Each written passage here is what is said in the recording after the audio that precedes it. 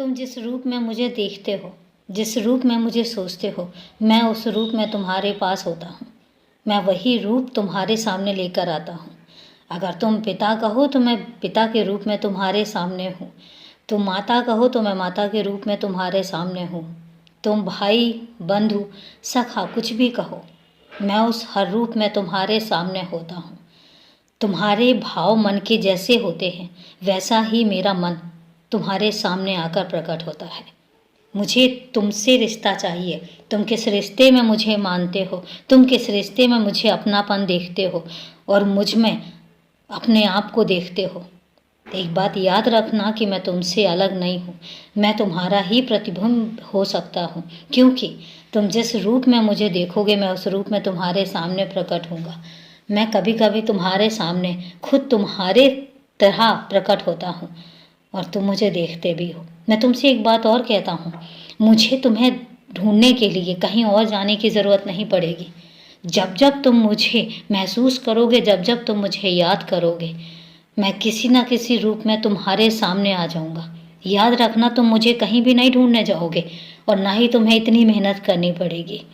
तुम्हारे मन का भाव, तुम्हारे मन का समर्पण, तुम्हारे मन की लगन, बस ये चीज़ें ही तो हैं जो मुझे तुम तक, तुम्हारे पास तक आने के लिए मजबूर कर देती हैं और मुझे कहीं भी ढूंढने नहीं जा पाओगे। जब भी तुम मुझे याद करोगे और जब भी तुम्हें लगेगा कि तुम अकेले हो रहे हो और तुम्हें सहारे की ज़रूरत है, तुम्हें किसी अपने की ज़रूरत है, तुम याद रखना कि मैं तुम्हारे पास एक पल भी गंवाए बिना बहुत जल्दी पहुंच जाऊंगा।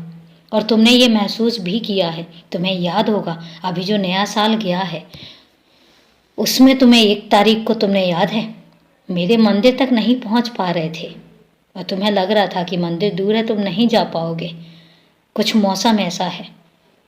और तभी तुमने देखा होगा कि मैं तुम तक पहुंचा था। कैसे पहुंचा था ये भी तुम्हें पता है।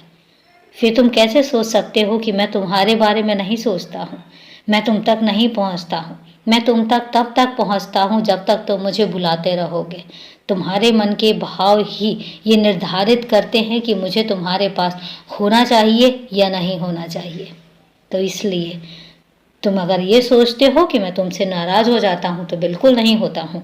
और अगर मैं तुमसे नाराज़ होता हूँ तो मैं तुम्हें वहीं पर ही आदेश देता हूँ कुछ चीज़ों को ना करने के लिए और कुछ चीज़ों को करने के लिए। लेकिन उसके बाद मैं नाराज़गी नहीं दिखाता हूँ, तुमसे खफा होकर कभी नहीं बैठता हूँ और ना ही कभी होऊंगा, क्योंकि खफा होना, नाराज़ होना ये हम दोनों की आदत में है ही नहीं। न तुम मुझसे नाराज़ होते हो, न मैं तुमसे नाराज़ होता हूँ और ना ही कभी ऐसा मौका आएगा। तो इसलिए हमेशा खुश रहा करो, हमेशा अपने काम में ध्यान दो और याद रखना ये जो रास्ते हैं ये तुम्हें बहुत आगे तक लेकर जाएंगे। बस लगे रहो, खुश रहो, हमेशा खुश रहो।